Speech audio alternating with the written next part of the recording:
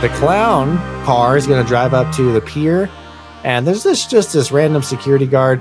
And these clowns, Nick, what do they do to this guy? They've murdered and captured everybody in this town. They're like, let's pull out a funny gag for this guy. Death by pie, James. Death by pie. So they all throw pies at this guy, and it ends up melting him? Acidic pies? I don't know what happened with these pies. Flesh melting pies. They seem very effective. So there's just a giant pie pile, and little man puts a little, well, it's a giant cherry, but puts a little cherry on top of the little pie mound. I thought that was so funny and adorable. What are you going to do with those pies, boys? Hey,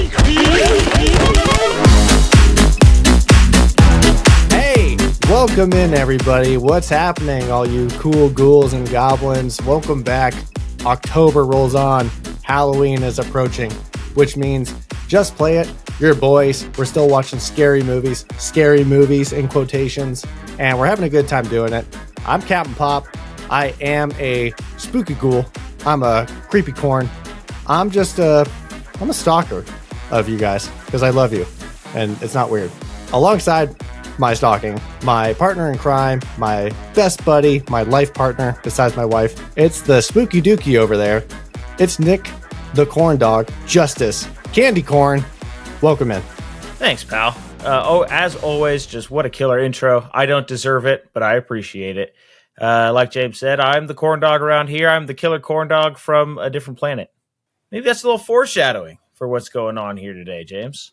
I don't think it's foreshadowing. I think it's literally dropping the biggest hint of what we're watching this week. It's a cult classic, spelled with K's. Cult classic Killer Klowns. We don't want 3 K's in a row, I guess. 4 K's is okay. Just like a strikeout count. We were all thinking it. Yes, that's right. We're watching a crazy movie, cheesy. Is it comedy? Is it horror? Is it good? Is it bad? That's what we're going to discuss on this week's episode. But before we get into any of that, we got to do our weekly warm-up. We got to play our movie quiz, and we invite everybody to play along.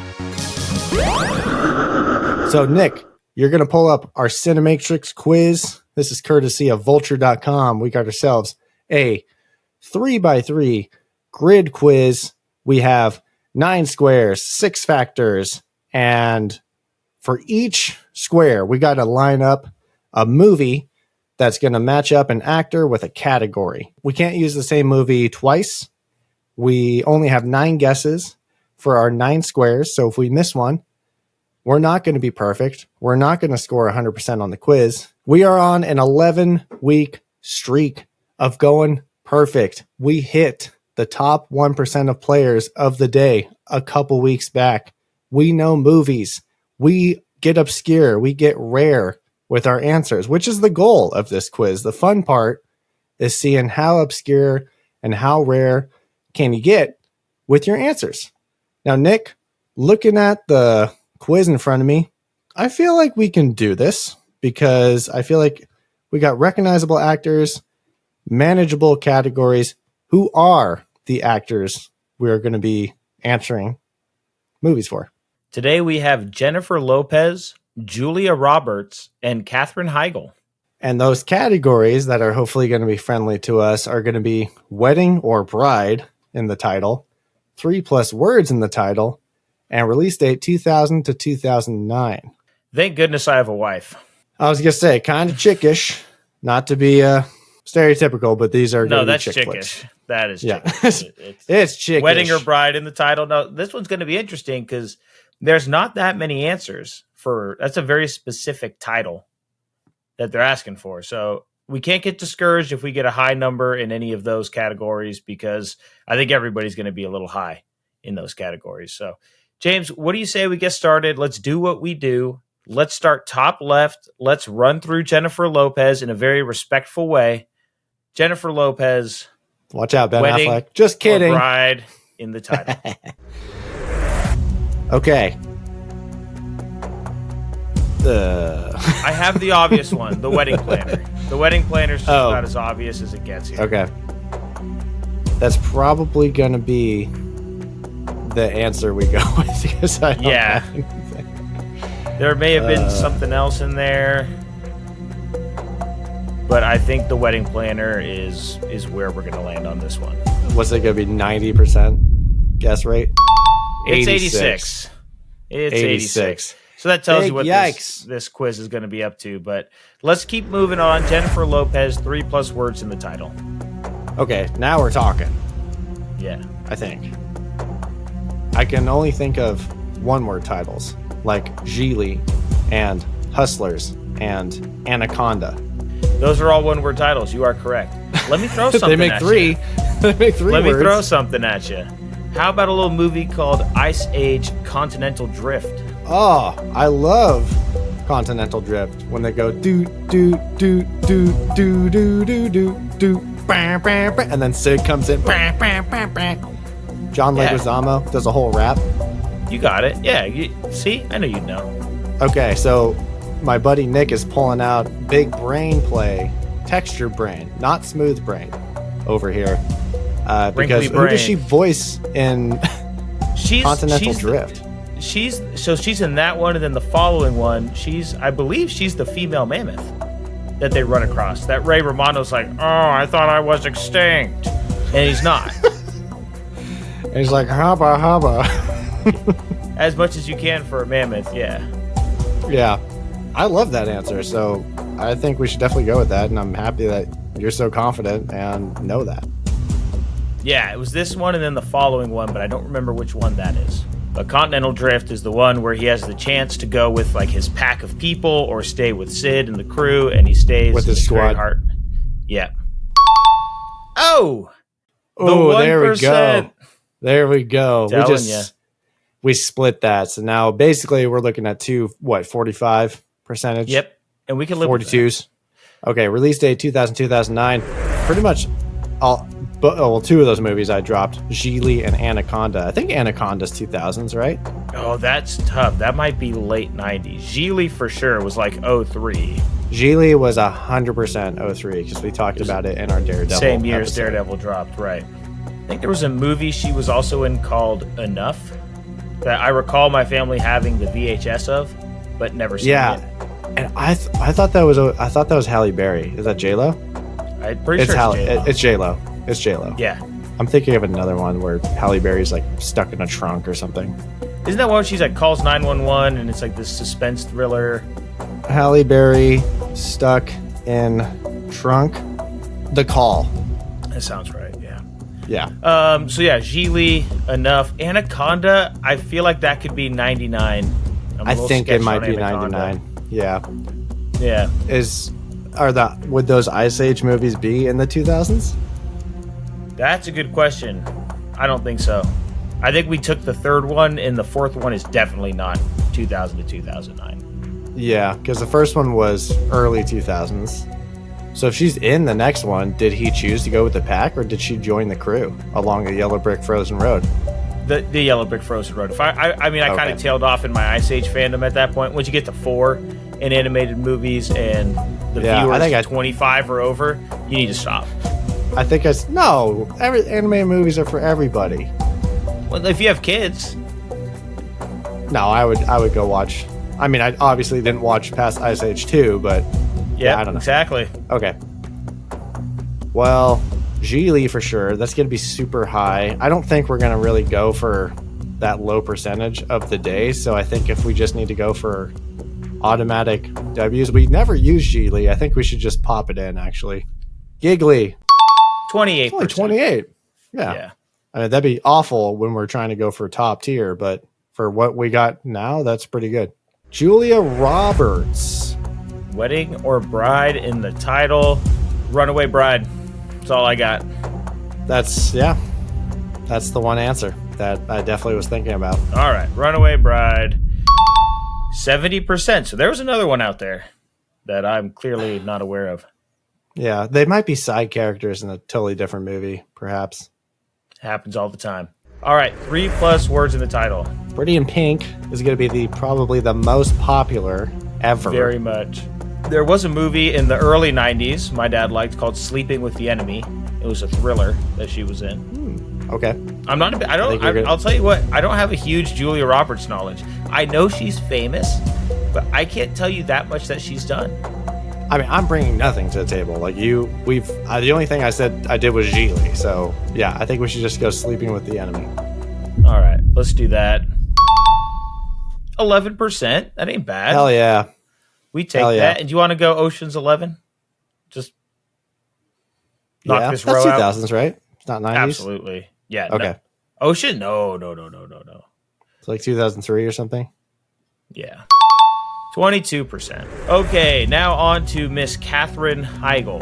Higgles. This one's tricky for the Wedding or Bride title because she was in stuff like 27 dresses, which but is that's not Wedding or Bride. So what the hell? There was a movie she was in called The Big Wedding with Robert De Niro and Diane Keaton.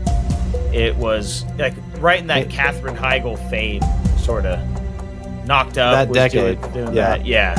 Hey, guess what, Nick? We're going to go with that. The Big Wedding it is. You're carrying us on this quiz. 37%.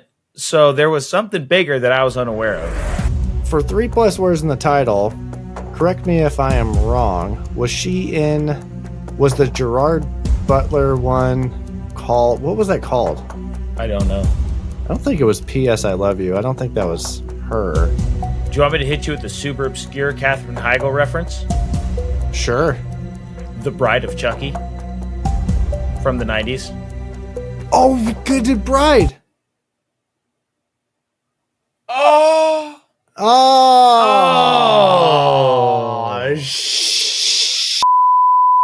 That might have been higher, though, than The Big Wedding. That might be the number one answer for Bride. Well, yeah, then this will probably be super rare for 3+ words. Unless there are other losers like us that forgot it for Wedding and punched it in here. All right, Bride of Chucky, are we good with it? Yeah. What the hell am I thinking about? Gerard Butler. 3%. I don't know. There was that whole thing of chick flicks, and it was like Katherine Heigl was in a few. And there were a few with like Sarah Jessica Parker. They tried to pass her off like in her 30s. And there were a few other of those like romantic comedies. They all had like Matthew McConaughey. Oh, it's something Gerard with the truth. Butler. The truth, the hard truth or something. You know what I'm talking about or no? No, I believe you.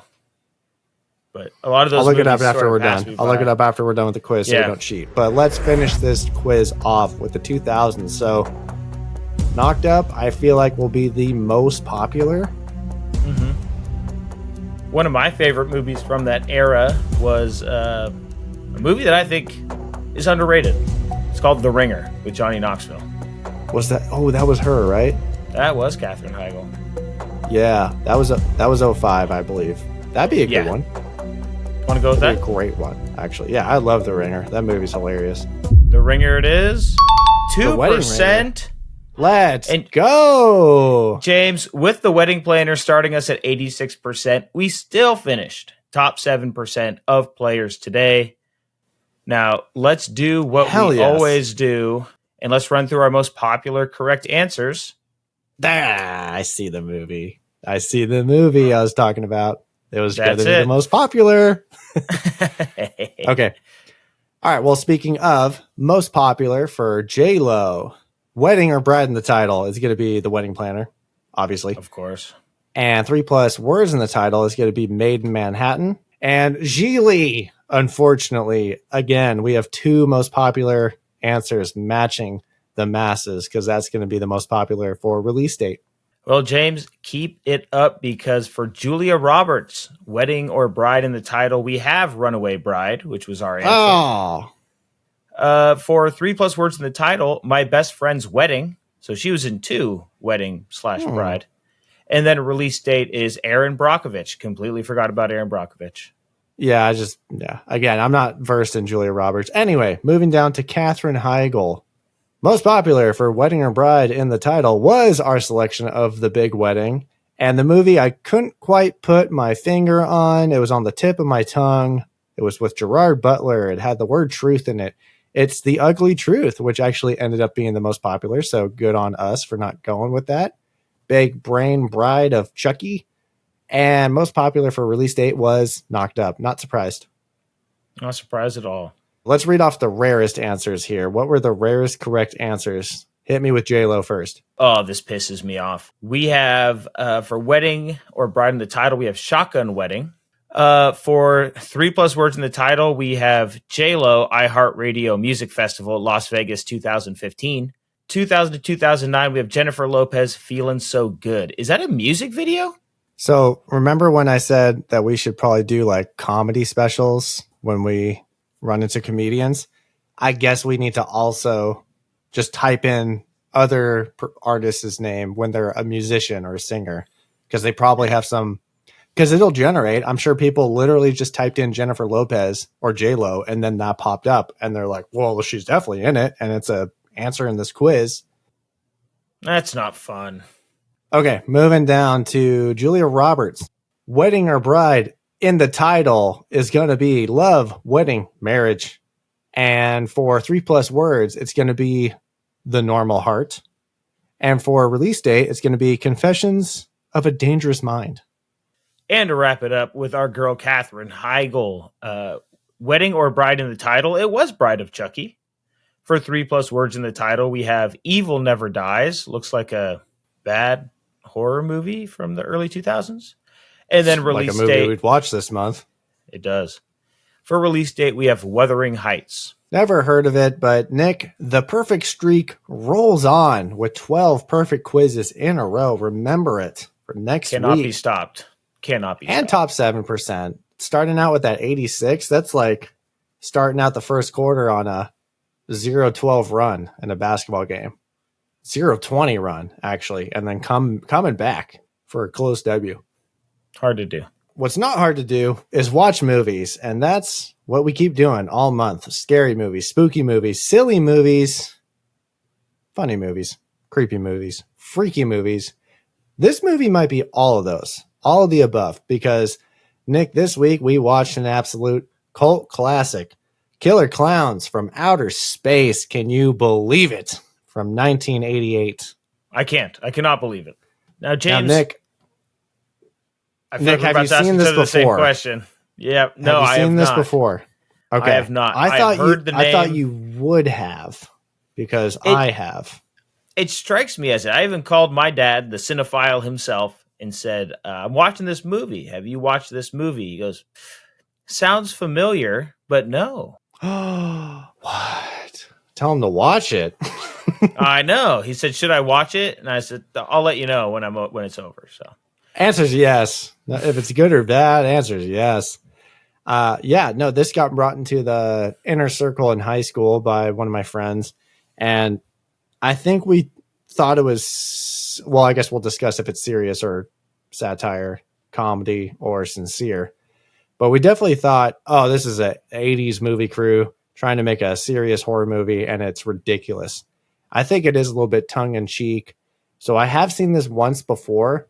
I remember minimally of what the clowns kind of looked like. I remembered a couple key moments. But for the majority, actually, I don't think I've ever finished the movie, because I feel like I would have remembered at least where it ended. So I think there was a certain point where it was 2 a.m. and we gave up on the rental from Blockbuster or whatever and just said, let's just go to bed. I don't need to finish this. It's all good. Let's just leave it. Been there. That's the movie we're watching. And this is going to be directed and written by the Chiodo brothers. So for the brothers, we got 3 brothers, not 4 brothers, like a movie we watched earlier in the year. Go check out our previous episode on 4 brothers. So the Chiodo brothers, they are Charlie, Edward, and Steven. They are a trio of special effects artists, and they are responsible for the stop motion animation in Marcel the Shell with Shoes On, the North Pole critters from the movie Elf, the puppetry in Team America World Police, and not surprisingly, the nightmare-fueled Large Marge from Pee Wee Herman's Big Adventure. I can definitely see the connection there. For the concept of this movie, the genesis, the beginning. So the director, who's one of the brothers, Stephen Chiodo, he came up with the most terrifying thing he can think of, which was driving down a lonely mountain road and a car passes him. And then behind the wheel of that car is a creepy clown driving. And then his brothers added on, oh, what if the car was invisible and he was just floating there with a creepy smile. And what if it only looked like a clown, but it was actually a monster or an alien? So this is where we just start spitballing and creating the concept of this movie. And they just were having fun together as three brothers and said, wouldn't it be fun to make something like this? We're special effects artists. We can do the crazy hard part. And they essentially just wanted to dip their toes in creating a movie. So this movie is the brainchild of these three brothers. And we're hitting the 80s. So this is the rise of clowns. We got It. It was published in 1986. Michael Myers and Halloween, one of the early Halloween movies, dons a clown mask. Very creepy. Poltergeist, we got that creepy clown doll in that movie. Clowns are in the zeitgeist of being creepy and scary. So we clowning. I think this is where the Kyoto brothers said, we be clowning. And that's where we're starting off for the concept of this movie. For a movie like this, you do need actors. Nick, who is in this movie? Yeah, our actors for this movie are going to be Grant Kramer, Suzanne Snyder, and John Allen Nelson. Our big three, we'll call them. Big three, look them up. Not really a whole lot of recognizable projects besides Suzanne Snyder. She was in Weird Science, a couple other 80s horror movies as well. So she might be the most recognizable out of those three. But the other two, I think Grant Kramer ended up doing a little bit more producing work. But Nick, this is where we usually go over the budget and the box office for this movie. But we got a spooky bombastic review here. Oh, for those not informed, when we have a box office bomb, which means the box office did not make at least 40% return on its budget, we come up with this little game of watching the movie, discussing it, trying to pick apart clues of locations and special effects and props and actors, and see if one of us can accurately guess what they think the budget was and what they think the box office was. This time around, Nick, you are in the guessing chair and I have the knowledge. By the end of this, you're going to take a stab at it and tell us what you think the box office was and the budget was. And you listening at home, watching on YouTube, please feel free to play along and take your own guess before you spoil yourself by looking this movie up. Watch this episode. Listen to this episode first. You think you have a starting point of where you might guess it? Are you going to use other movies as parameters? What's your strategy going into this game? Yeah, I'm thinking to myself, development, set. So really the only thing in this movie, if anyone who's listening or watching has seen this movie, it's really going to be all in set design and makeup.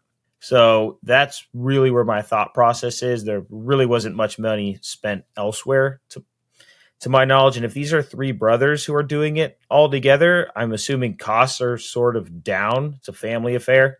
So you're not outsourcing a ton of stuff. So I'll think as we go through this, but I have a starting point. Okay, great. To start off this backstory of the development, I just want to say 4/20/1987, April 20th, Hollywood is going to go invade Santa Cruz County because these three brothers, they were looking for almost a Cape Cod, East Coast, foresty location feel. And I don't think they found what they're looking for on any kind of location scouting, whether they went there or just asked around, because they're new to this. They're special effects guys. So Santa Cruz is going to be the most, I guess, famous city in the area that they shot in, which just recently featured the shooting of The Lost Boys with Kiefer Sutherland. When I think about movies that shot in Santa Cruz, I think the top three are horror movies. There's The Lost Boys, there's Killer Klowns, and then there's Us from Jordan Peele's Us. Huh. Something about spooky movies in Santa Cruz. It kind of meshes well, I guess. We're from the Bay Area, Northern California. Nick, you're out in Tennessee. I'm still out here, West Coasting it. You're familiar with Capitola, correct? Extremely.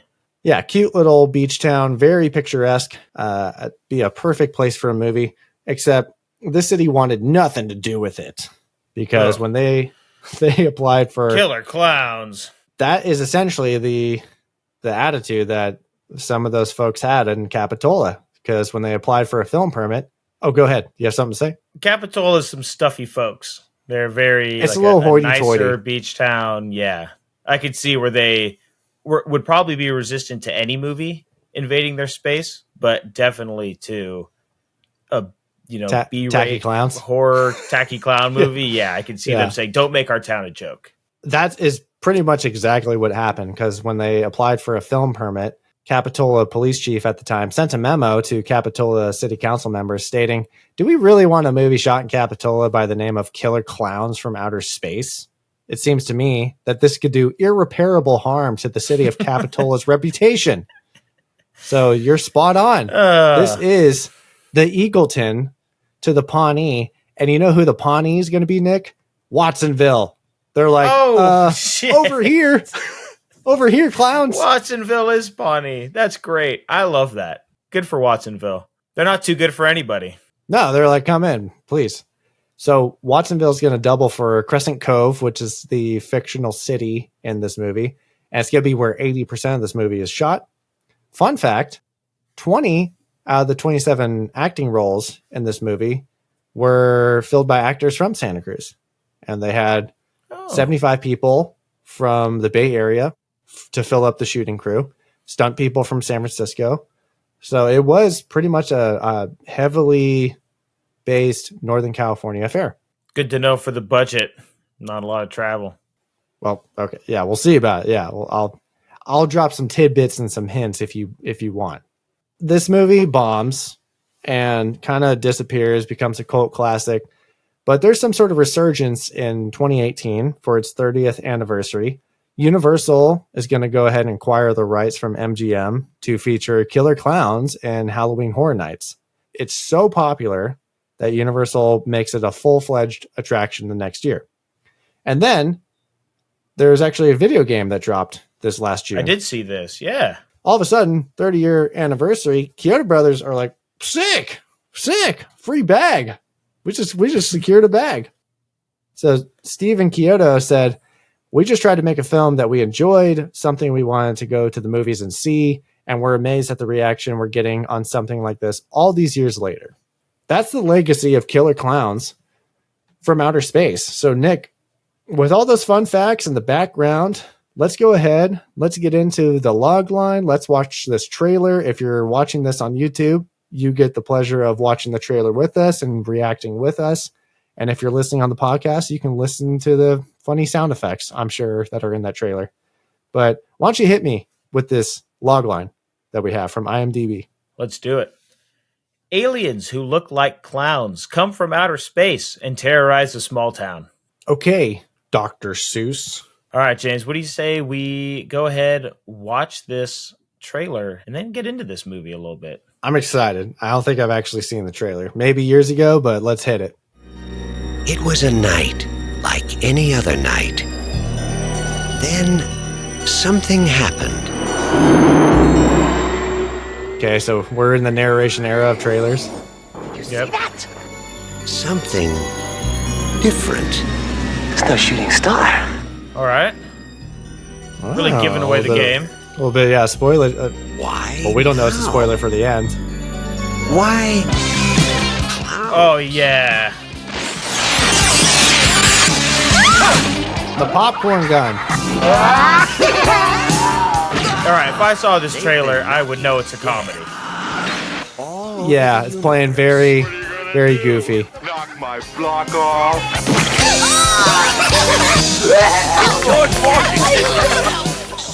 Like all the They're best showing parts. They're showing all the gags. Killer Klowns from Outer Space. He said it. He said the thing.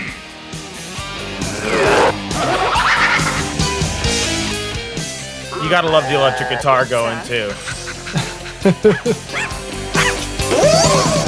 I actually did laugh at that balloon dog bit. Galaxy and stop Yeah. here for bite to eat.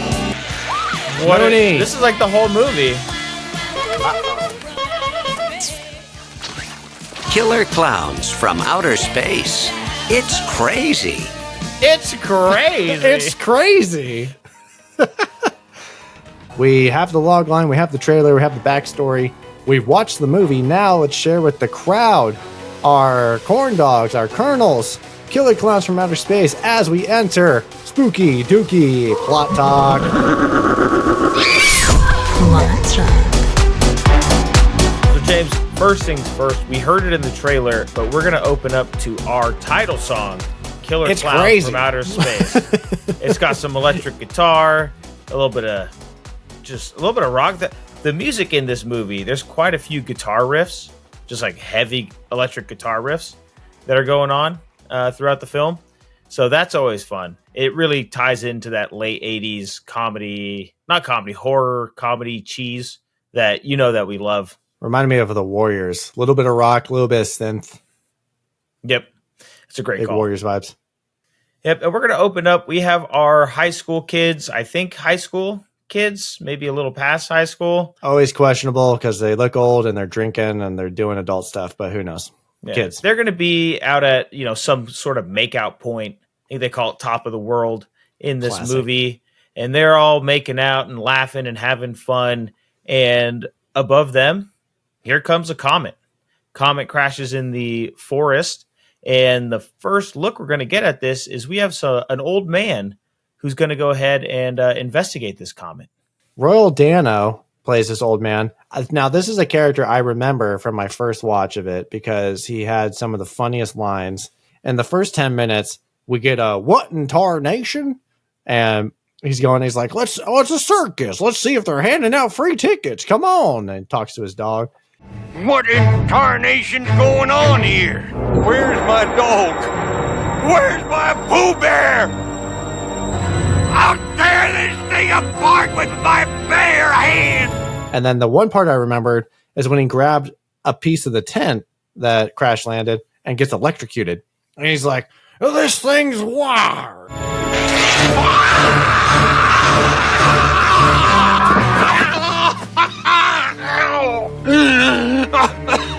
This thing is wired. And I was like, man, this guy is awesome. He was definitely a memorable character in my mind, but he's going to go ahead and get got. Same with his dog, by the mysterious tent and these clowns.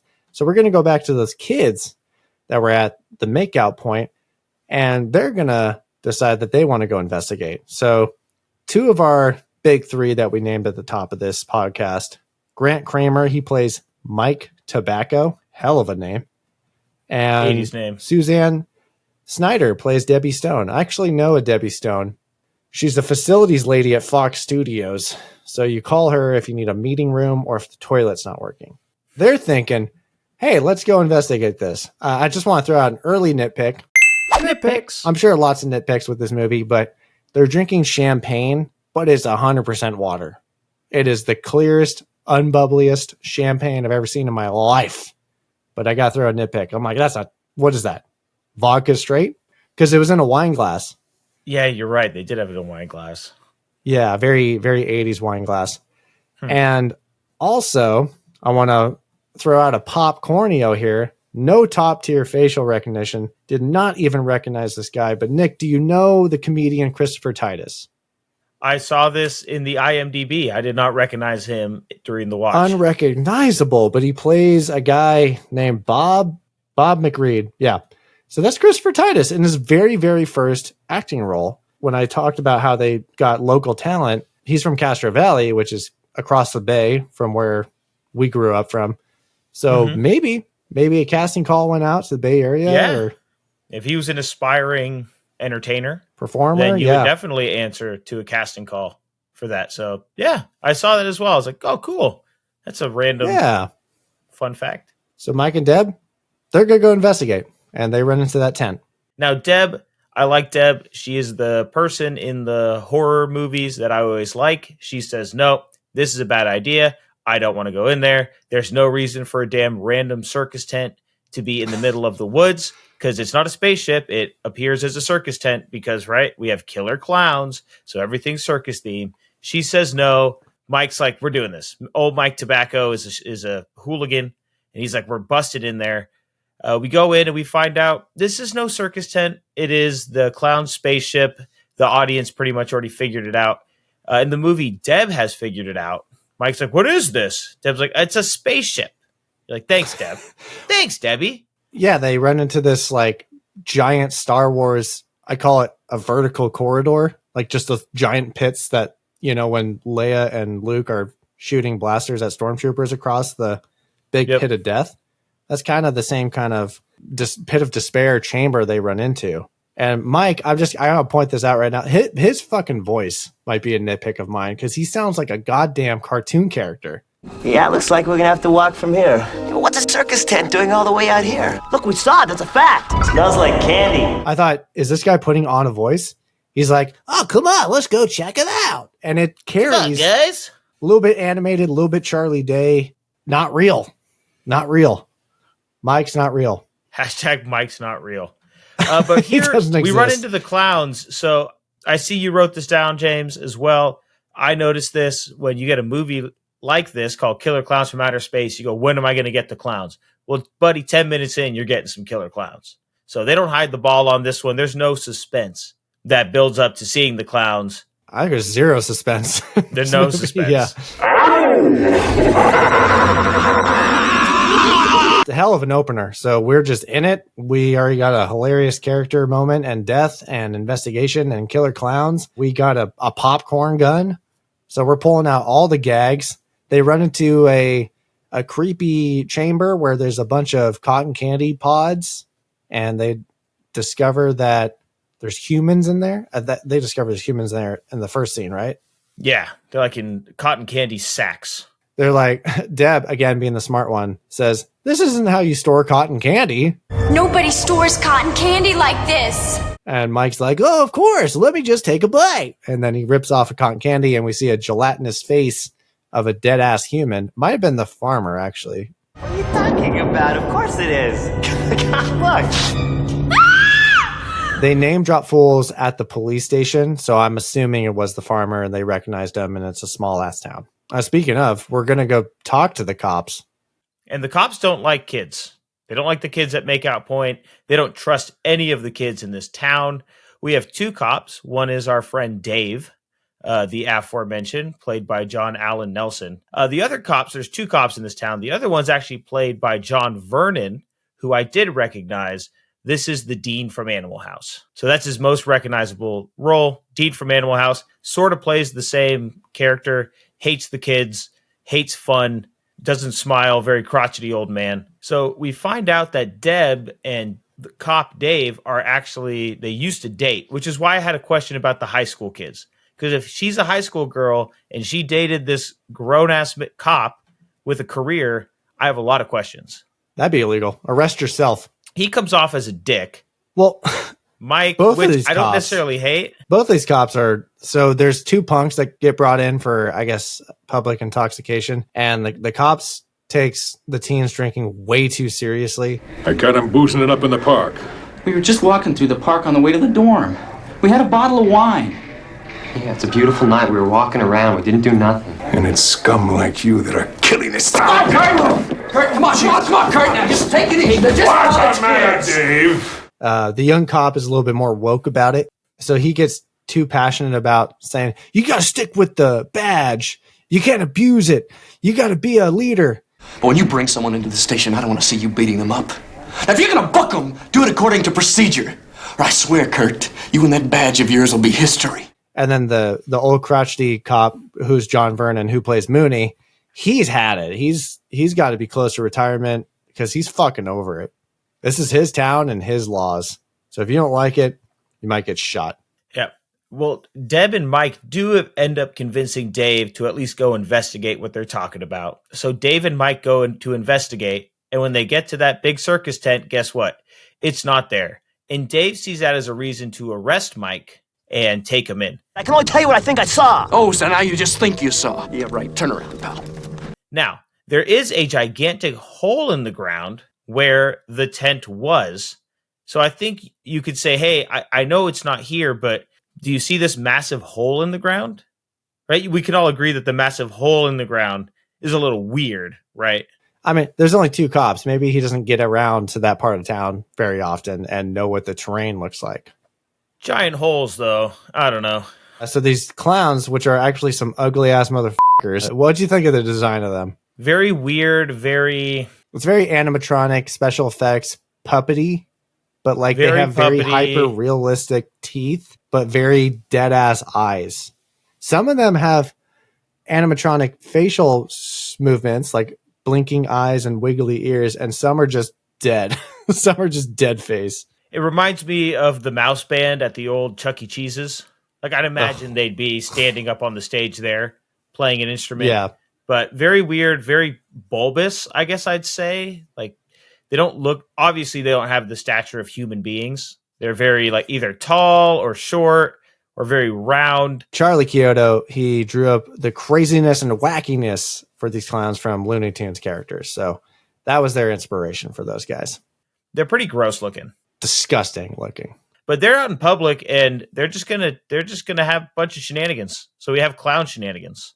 We're basically not going to get a whole lot of plot from the clowns. It's going to be a whole lot of gags. We come up on this random puppet show that is happening in a gazebo in the middle of a park, and a random guy shows up and starts watching it. It's a crowd of one, and he's like, and then the evil clown pops up behind the curtain, and cotton candies this guy with the cotton candy gun, and he turns into a cotton candy cocoon.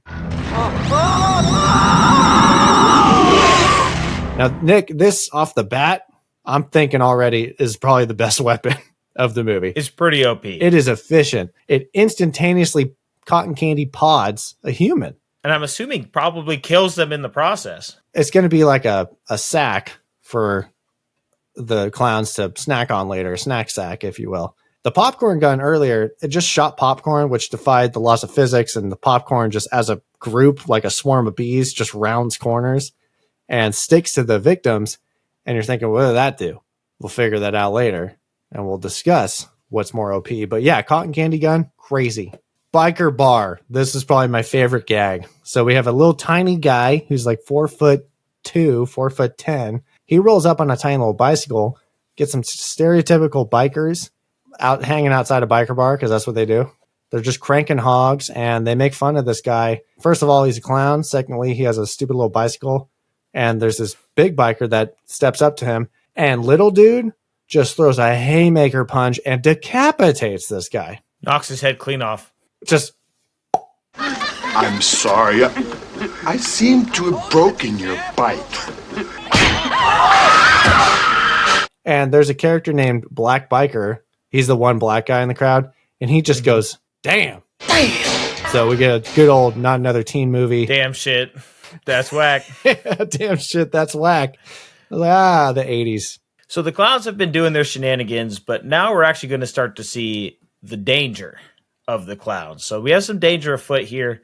All the kids at the makeout point, at the cove, at top of the world, they've been taken. Popcorn is coming alive. So we find out the popcorn that was shot out of the popcorn gun, they amalgamate into these little heads on beings. Veins. Yeah, and they come alive. So I don't know if you could just consistently reproduce by making more popcorn or how this whole situation works. But we have okay, this part of the movie. this is another gag that we see, but it's crazy. So Mike and Dan do end up. Mike and Dave. And Mike and Dave don't need wedding dates. They need to kill these clowns. But they're going to watch this clown entertaining these old people. This clown's doing shadow puppets on the wall. Then eventually creates this large shadow puppet that reaches down and eats these old people. Holy shit! So this is akin to my thoughts on Transformers 2. When in the opening scene, you have a Transformer, a Decepticon, who can basically look like a human being. And I go, whoa, that's a game changer. If these sons of bitches can control the shadows, James. That's nightmare fuel. So they're cotton candying people. They're making popcorn deals happen. Monsters, no popcorn deals. they control the shadows, man. I thought, wow, that needs to be explored a little more. I was wondering if each clown had their own little magic trick, like that one clown is the shadow puppet clown, and the other One Punch Man is the One Punch Man. I don't know, but if they all have this ability, that's scary, and we are so screwed.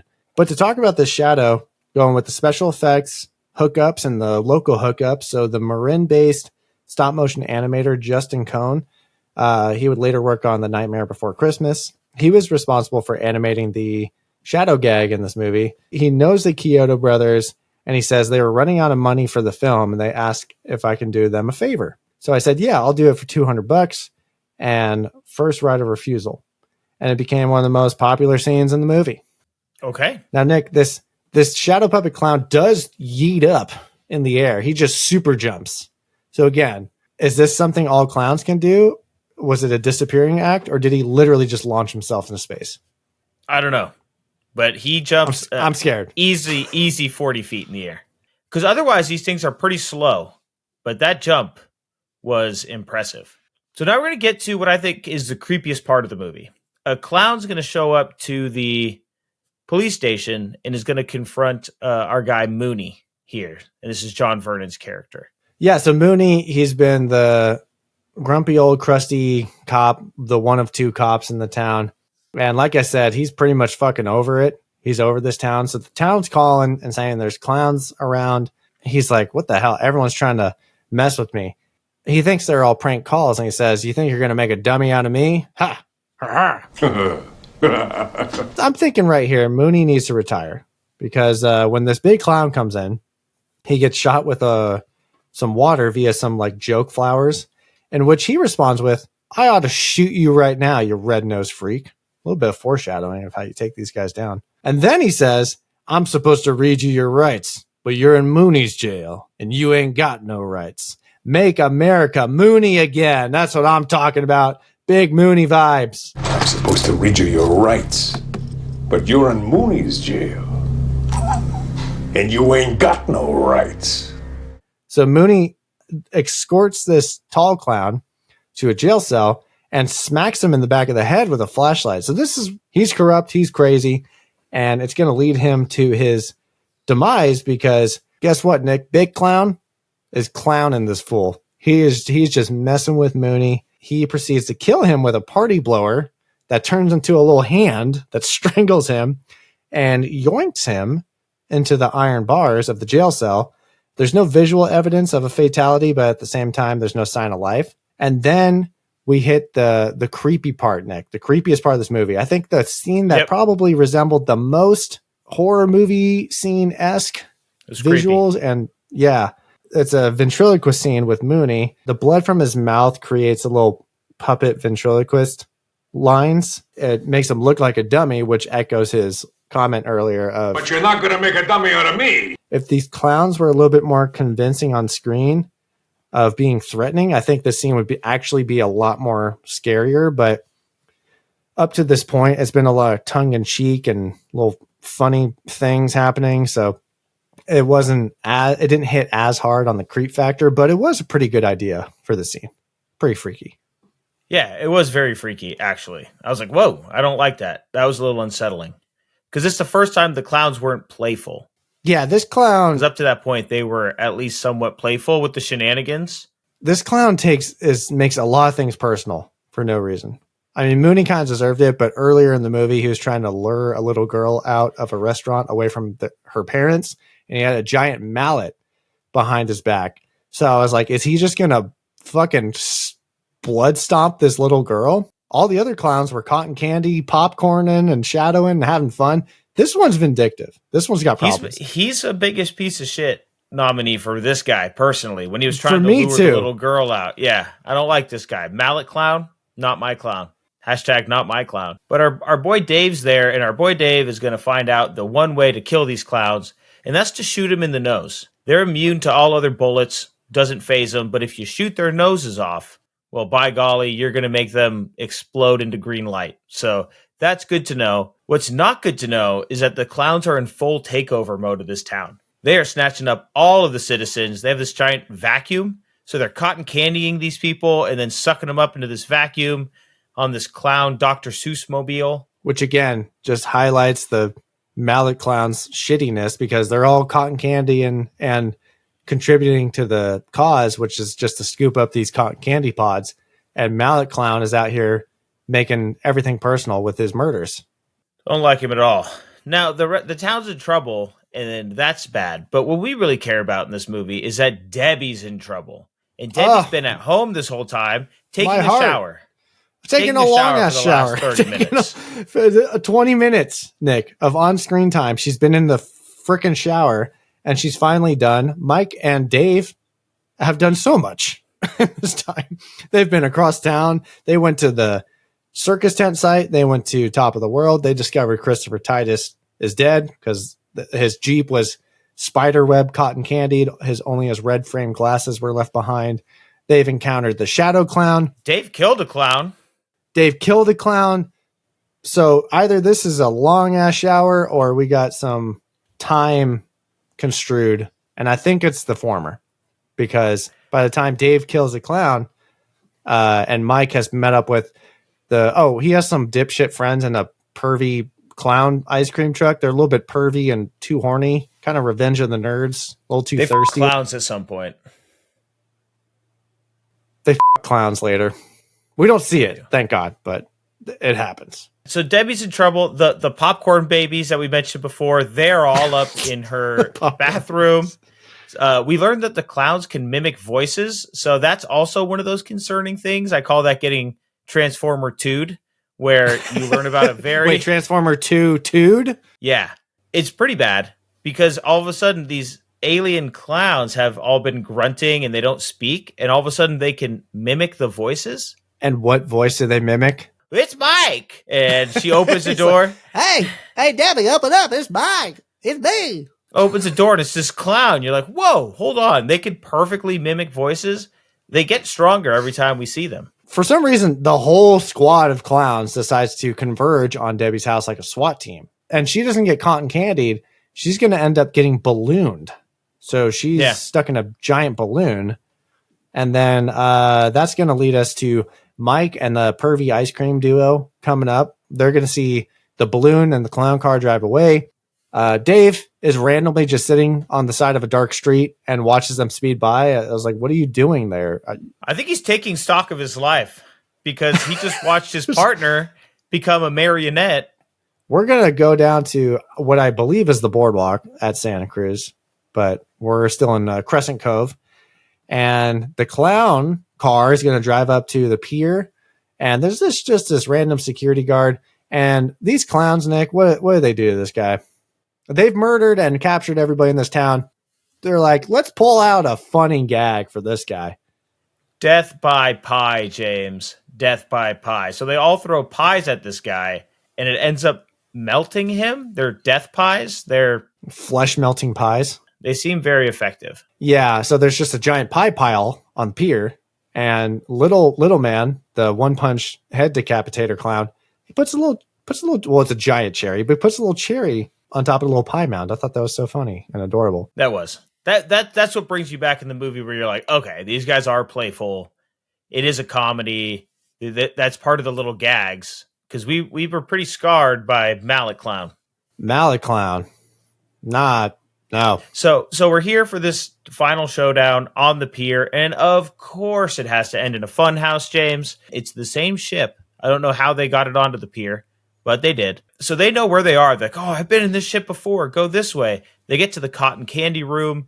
We find out why they've been cotton candied. A clown comes in and sticks a big twirly silly straw into one of the cotton candies and sucks the blood out. So we're like, oh, okay, I guess they're eating the people. They're just a food source, because of course. But we do find Deb in her balloon. There's a balloon section in this cotton candy room. This cotton candy room, by the way, has filled up after this mass murder of this little town. Why do you think they balloon some people? I was wondering that too. I think they probably balloon the smart ones, maybe keep them as pets or interview them or probe them.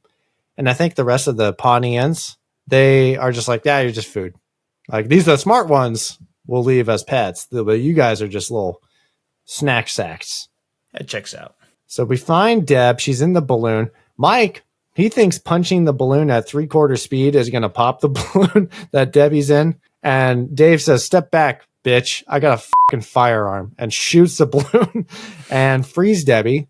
So now it's time to escape. There's one funny gag. I don't know if they were trying to be funny, but they're running from the clowns. Dave and Debbie are there, and Mike, and there's a door, and Dave says, Mike, open the door. So he opens the door, and inside of that door is a smaller door, and inside of that door is a smaller door.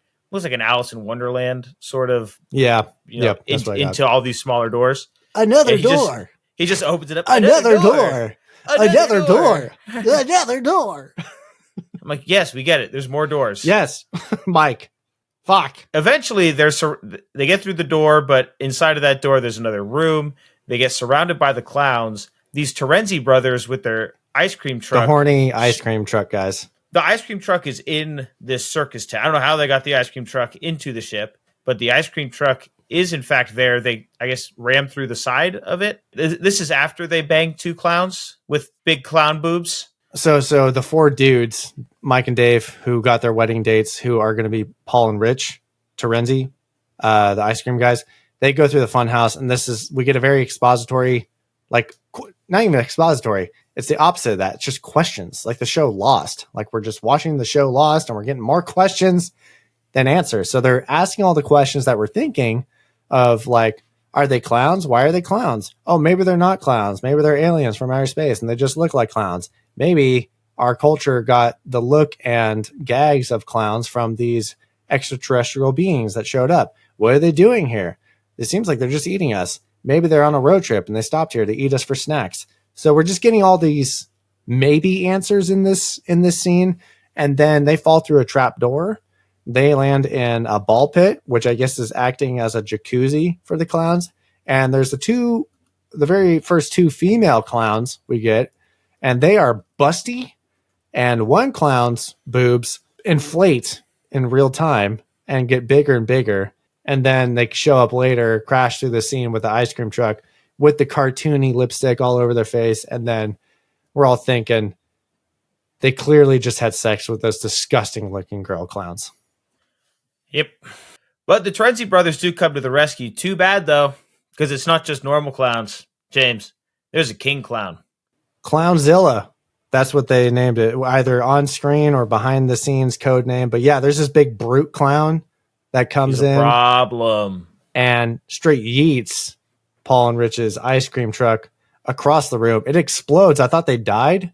And I was happy for a moment because I didn't approve of their clown sex. So Dave, douchey Dave, he's going to hold off Big Clown. And he says, here's his character arc.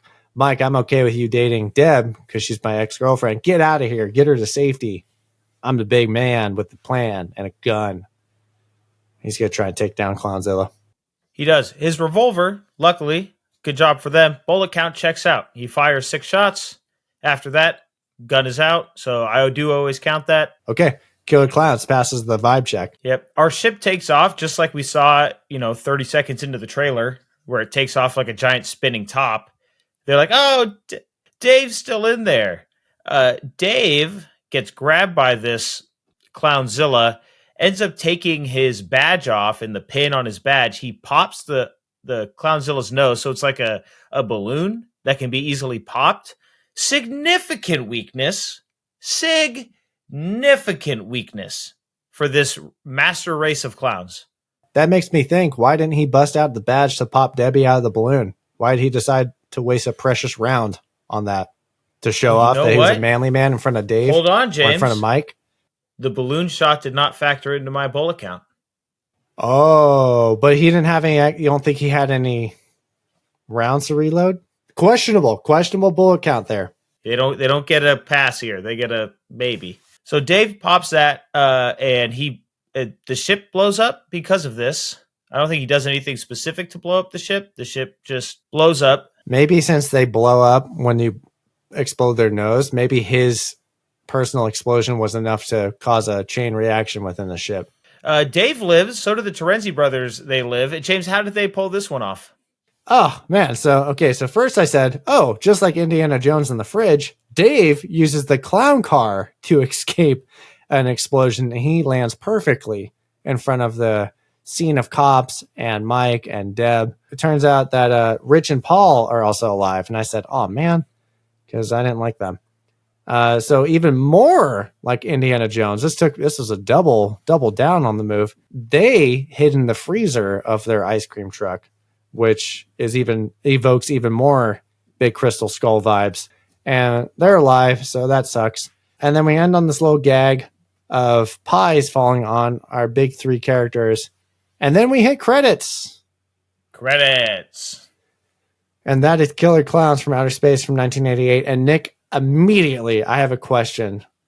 Post watching the movie as credits roll and as a talking point, do our main characters die after the credits start rolling? Because they got hit with those pies, the flesh melting pies. So if they did, that would make this movie way funnier. I was waiting for a post-credit scene of just their skeletons on the ground steaming. And I thought, man, they went through all that. They thought they were safe and then just dead. That'd be really good. Do you think they're dead, honestly? Because where'd the pies come from? Yeah, I mean, what kind of shrapnel ejected from this clown ship? Were there millions of pies that flew out around the town? I think the whole town's dead. Because yeah, so I want to talk about that too. They all blew up. They all blew up as cotton candy pods, and we saw the clowns take. They said this is almost the whole town in this cotton candy room. I thought they were going to somehow find a way to save everybody from the cotton candy death. No, you're just dead once you're in the cotton candy. You're like in it's like a spider when it wraps you up, and then you just. And this whole town will never be the same. Will never be the same. Nobody won.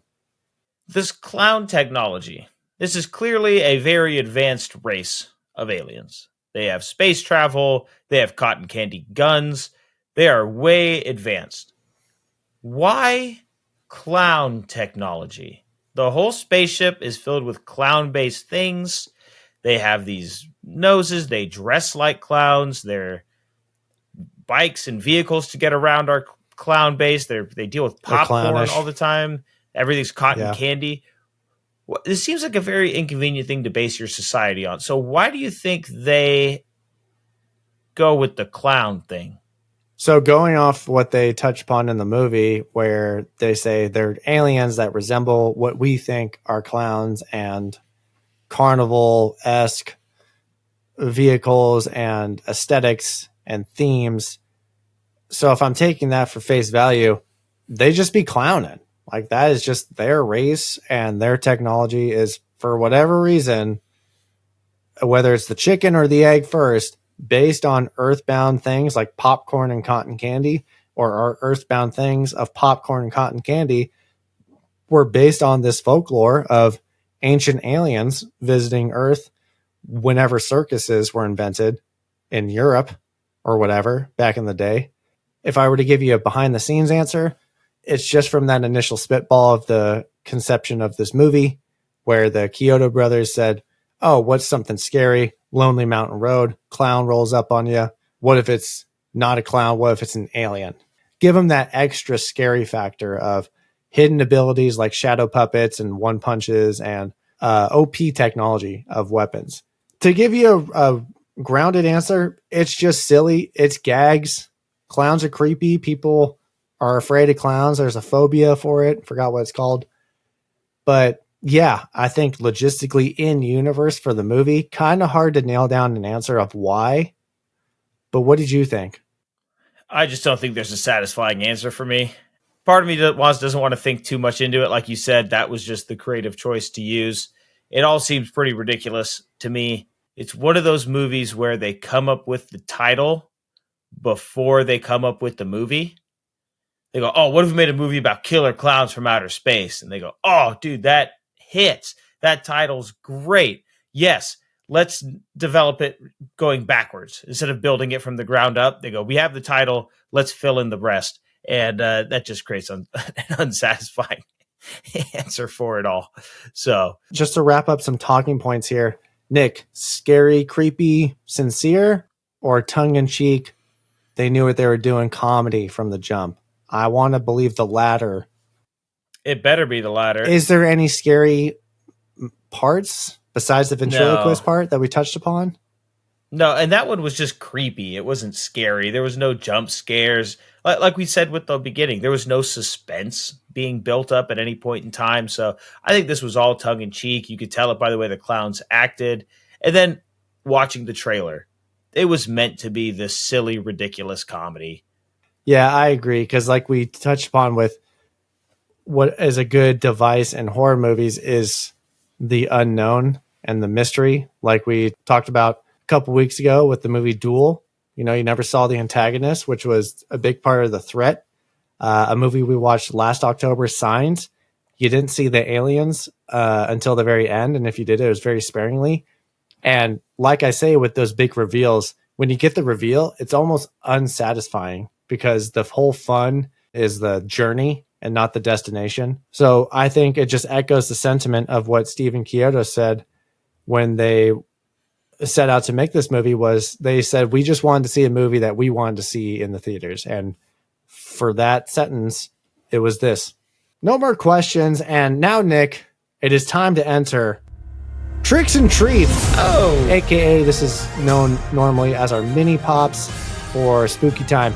It is Tricks and Treats. So we're going to get into the best, the worst of this movie. Nick, we talked about the technology and the clown aesthetics. We're going to start out our awards with the best weapon. I have a strong nom, hashtag strong nom, cotton candy gun. Very effective, does its job, does literally exactly what the clowns want it to do, which is to capture humans. cotton candy gun. I think it kills them too. So it has a pretty high death count from a weapons standpoint. So cotton candy gun for sure. Yeah. So with best weapons comes conflict, and with conflicts comes fighters.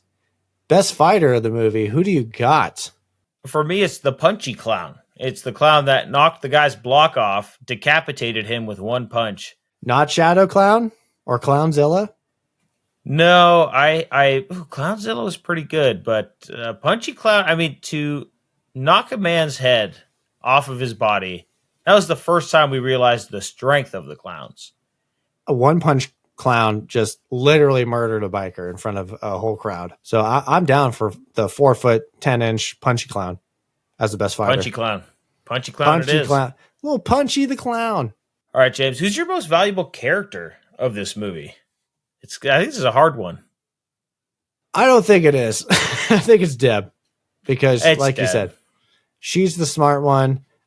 When we got back to her in the shower scene, I was like, yes, we're back with Deb. Because she's hot and she's smart. And I was excited to see her survive. And I kind of wanted everybody else to die. So that's a big clue for me of who I think the most valuable character is of the movie. All right, James, going to the opposite end of the spectrum, our biggest piece of shit. And I think we called him out in the plot talk. Yeah, Mooney was getting up there. He was a little abusive of his badge, but he got out piece of shitted by Mallet Clown because he tried to lure a little girl and I assume beat her to death with a mallet. And then he makes the most personal death with Mooney, despite, deserving it. Just goes the extra mile. I think he's like the outcast of the clowns because all the other clowns were working as a unit. They were vacuuming up cotton candy pods. They were contributing to the group effort. This guy was the rebel of the group and just making murders super artisanal. Yeah, it's like one of those war movies. There's always that one guy in the squadron who enjoys the killing a little too much. You're like, you joined up for this because you like what you do. You're not part of the mission. You like the murder. And Tall Mallet Clown, he liked it. The luring the little girl, I think, really did it for me. The kicker. Yeah, really did it for me. Just like Sabretooth and X-Men Origins, he was just in for the bloodthirstiness. Yep. And good call. Not a Wolverine. Tall Mallet Clown is a Sabretooth. Now, Nick, an optional award that we don't get to hand out at every movie, but I think this one had a couple. We have Best Yeet. I had a couple noms for the yeetness. Clownzilla yeeting the ice cream truck across the room. But then also there's that Shadow Clown that just did a super jump yeet out of nowhere. What do you think?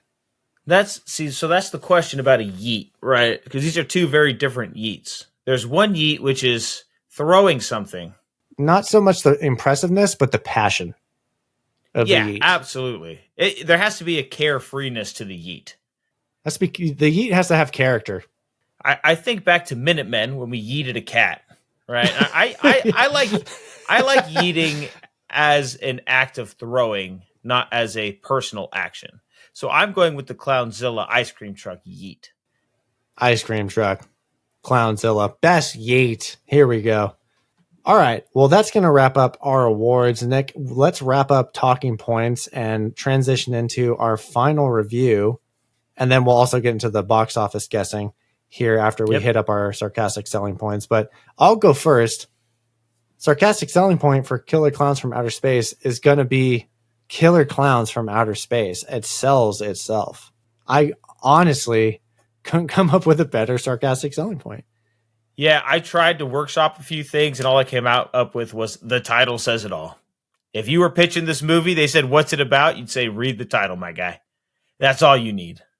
It's a little bit tongue-in-cheek. It has a hint of horror and some campiness sprinkled in.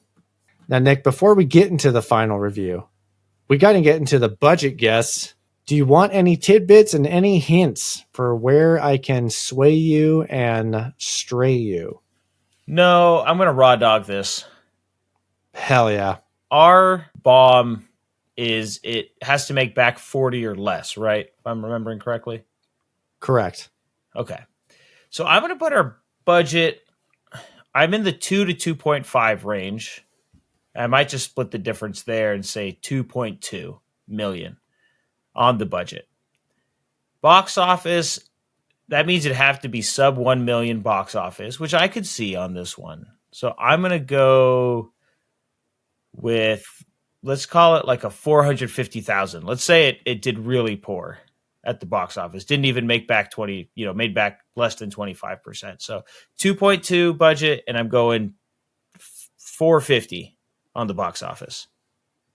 That's pretty low there, Nick. Are you sure you want to do that? That's where I'm going with, yeah. All right. Well, Nick, I have to put out a disclaimer here. We got a super cruel rule in effect here. So speaking of cruel, which had different reported budgets, this one's going to have drastically different reported box office numbers. Budget, everybody seems to agree. So we have Wikipedia, IMDb, some Yahoo answers, and a lot of the information and backstory I got was from the SF Gate, an article I got from them for all the development backstory. I'm going to go with that number as the most realistic because a couple of the box office returns were very outrageous and didn't make sense. They seem to all agree that the budget, for which you said 2.2 million, was 2 million estimated budget. Hey, pretty much right on the money. Holy crap. Not nice, bad. Nick. That was impressive. Yeah. Thank you. The tidbits I was going to drop on you were that most of the budget did go towards transportation. And the Kyoto brothers had about $80,000 allocated for special effects. For the special effects, they had the old pickup truck, which was the giant vacuum that the clowns used to suck up their victims. Super soakers from Toys R Us. With a few added embellishments, they became those clowns' weapons that cost them about $10 each. Now, the popcorn gun was the most expensive weapon at $6,000 because it did have an operational cylinder that actually fired pieces of popcorn and took about 6 weeks to complete. The box office, Nick, you said 450,000? Yeah, that's where I went with. All right, a lot of conflicting numbers. I'll start out with the ones I don't think are correct, and then I will work my way up to the SF Gates number because they seem to have the most information and actual interviews with the Kyoto brothers. Per IMDb, apparently, the box office was $1,412 only. Per Wikipedia, even less, apparently, only $745. So Wikipedia has a super micro return. It cites Box Office Mojo, but it doesn't even match Box Office Mojo's number. Yahoo, on the other hand, has a super inflated one with no citation, no evidence, around the $43 million range.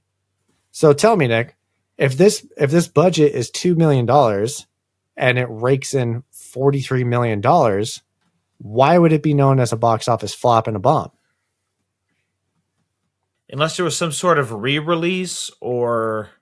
So the only thing I found was there's a website called worldwideboxoffice.com. It also has that $43 million number.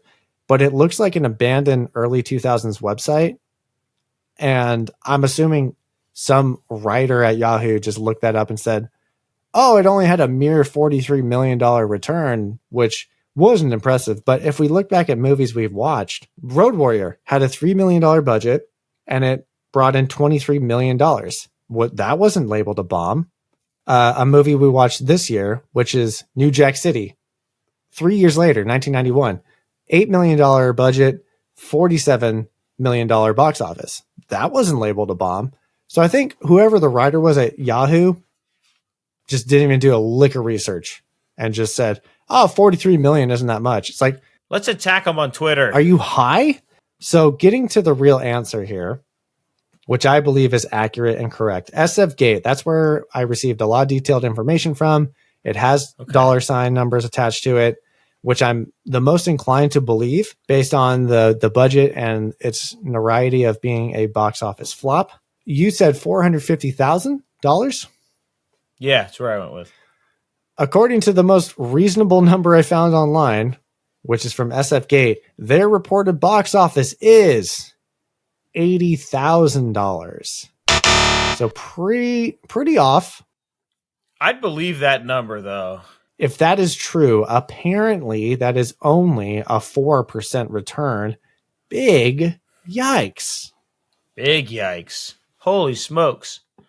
Do you want to get some insight of why we think this happened?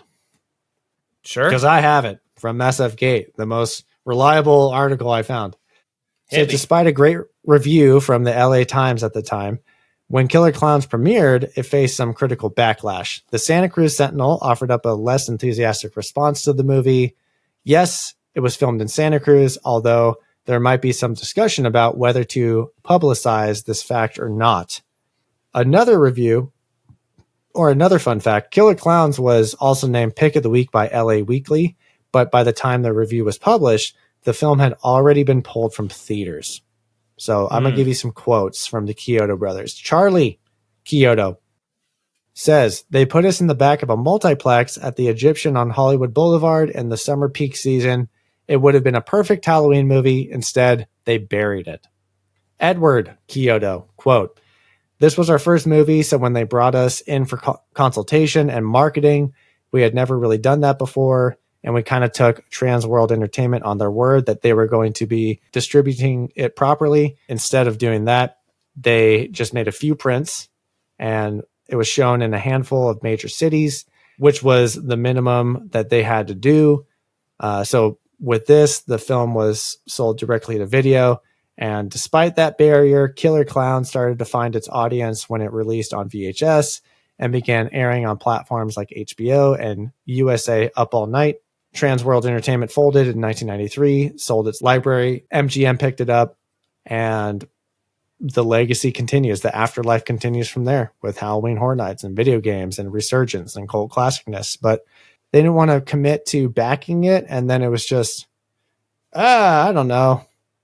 This is how a lot of movies fail. They just bury it. But that is the box office. Good guesses, Nick. Very spot on for the budget. That was, yeah, I think you're better at this game than I am. So maybe you'll just do it going forward. Who knows? Or maybe people like how wrong I am.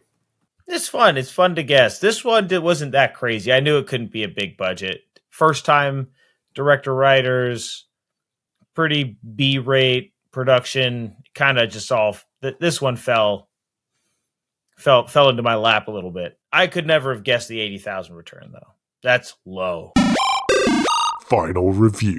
Fight. All right, final review time. Let's see what the other guys are saying about Killer Klowns from Outerspace. We're going to start out with Rotten Tomatoes. Those critics are shockingly going to give this a 79%. So 79% of the critics actually like this movie. That's a very surprising number for me. The people have this at a 61% with over 25,000 ratings. It's a cult classic. Yeah, that's what I saw on Rotten Tomatoes. So apparently people show up for this movie and they love it. You know who doesn't show up for this movie? Metacritic. Because the Metacritic critic score is based on 4 reviews only. And they're going to slap it with a 43, which translates to 4.3 on the candy corn scale. Doesn't matter because the Metacritic people still love this movie and give it a 7.6. And now for our pie chucking, ice cream truck hucking, Tig old Biddy right in the Clussy score from IMDb, a 6.2. Oh my gosh, that was... I gotta love it. Like a pair of busty clown knockers up there. We're on the same page. We're in the same bra. Getting too graphic, getting too wacky, getting too goofy. Nick, it's time for us to settle the score and lay on the audience our laughable log lines, our popcorn points, aka candy corn points for the month of October, and our final thoughts on this movie. I believe you are going to go first. Please hit me with a laughable log line. I'd love to. My laughable log line is a bunch of clowns make a strong argument for the Second Amendment. This is, the critics may have liked it from Rotten Tomatoes. The people may have liked it. You've heard me say this on this podcast before. Just because it's a cult classic doesn't make it good. In fact, it's usually the opposite. It's usually bad movies become cult classics. So 1.8 from your boy over here. Yeah, this is a 1.8. This classifies as a movie for me that didn't need to get made. Technically, no movies need to get made. But this is a movie, concept came about and the execution was just a bunch of gags.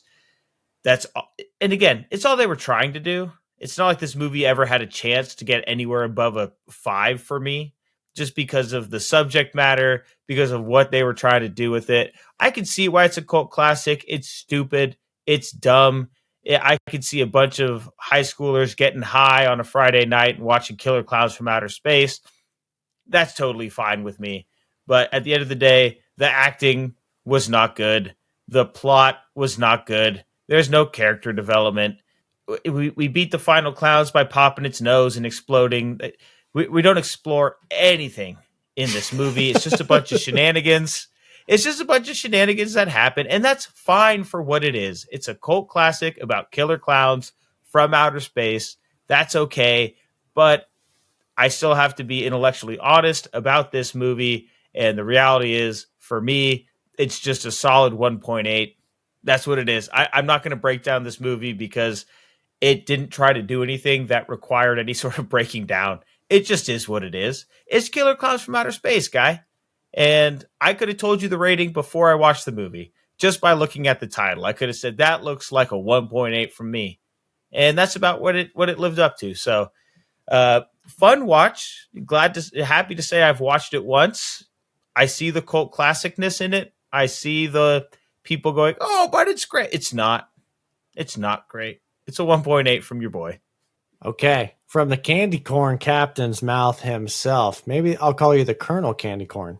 My laughable log line for Killer Klowns from Outer Space is alien clowns, spelled with a K, land in Watsonville and turn its residents into cotton candy slurpy sacks for a liquid treat. And Nick, I'm going to hit this with a 2.69. 0.69 for the charm, 2 for the execution. I looked at those 4 reviews from Metacritic. Those 270 and 75s highlighted the ingenuity of the special effects and the campiness and what people would enjoy from this movie. And the 2 reviews that were scored a 20 and a 25 just laid it on you straight and said, yeah, it's not good. It's pretty bad. It's very schlocky. Nothing really to see here.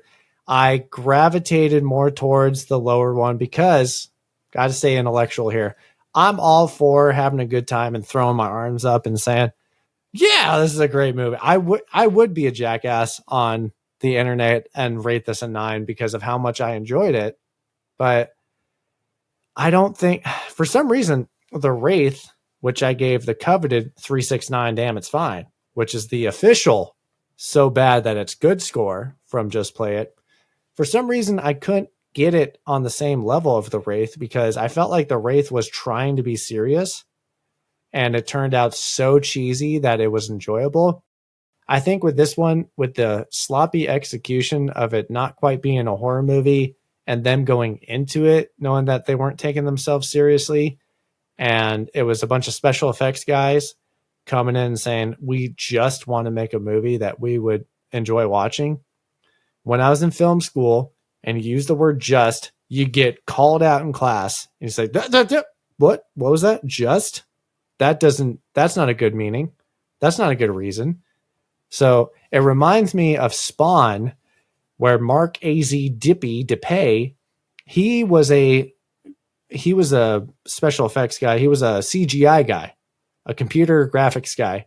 And he directed that movie because he said, I can put all this cool shit in it. And it ended up sucking. Chiodo Brothers, I'm happy that they are 3 brothers. Nick, you have 2 brothers yourself.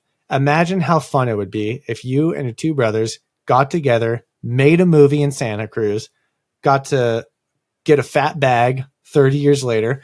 They're winning. They're fine. They seem like they're talented guys who work on really impressive movies.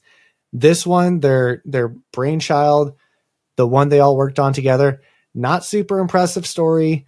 Acting is hilarious to watch and very cheesy, but nothing to write home about. A lot of shenanigans. I didn't really get too much from watching this movie the second time. I think the first time, when you're immature and in high school, it's a fun watch. You get drunk on a Saturday, you sarcastically watch this movie. I think it's worth it. I would recommend watching this at least once. But at the same time, on the grand scheme of things, not a whole lot to it. I'm happy that the Chiodo Brothers got to do this movie together and have a blast, and it paid off in the end 3 decades later. But 2.69. 2 is for the execution, 6.9 is for the heart. I do think it has some charm, but could be better. Yeah, what you said there, I was thinking about that, right? There are 3 brothers. I have 2 brothers. I could only imagine how fun it would be to create something, but I'm not going to sit here and say that what we would create would be worthwhile.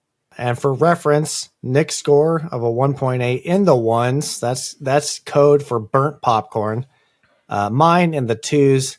That is equivalent to the popcorn machine's out of order. You got yourself an empty bag. So I got an empty bag. Nothing to see here. Nick got some burnt corn, and it's going to average out to, I think, just empty bag. Nothing there. Empty calories. That's what it equals out to. Nothing to see here. That's it. That's it for us for this week. There is nothing left to see here. We've explored Crescent Cove. We've been invaded by Killer Klowns. And Nick, I'm glad you were able to watch this movie at least once. And you did something that your dad has never done, which is watch this movie, which I am still shocked at. Me too. Now, at the end of all this, would you recommend it for Jerry? Yeah, I think this is up his alley. Okay. I think this one might be up his alley. He would love it. It's up Jerry's alley. It should be up your alley. If you haven't seen this, give it a shot. And we thank you guys for following us. Please follow us on YouTube and Instagram at Just Play It Podcast. Please follow us on X, aka Twitter, at Just Play It Pod. If you're watching this on YouTube, you can listen to our podcast on Spotify and Apple Podcast or wherever you get podcasts. You know, those are the 2 big main ones, but you know, I don't know. And you're going to want to join us next week as we hit our finale of October and of spooky season with a movie that I think has a chainsaw weapon in it. To keep it vague, Nick, what do you got? I'd say something doesn't have to be alive to be bad. And with that, there it is. Let's see if you can guess what we're watching next week. We're heading gone. And remember, if someone shoots some popcorn at you and it's stuck in your hair, don't drive home with it, because it might just turn into an evil clown head sperm and pop out of the toilet, which is really unsanitary. I'm your worst nightmare.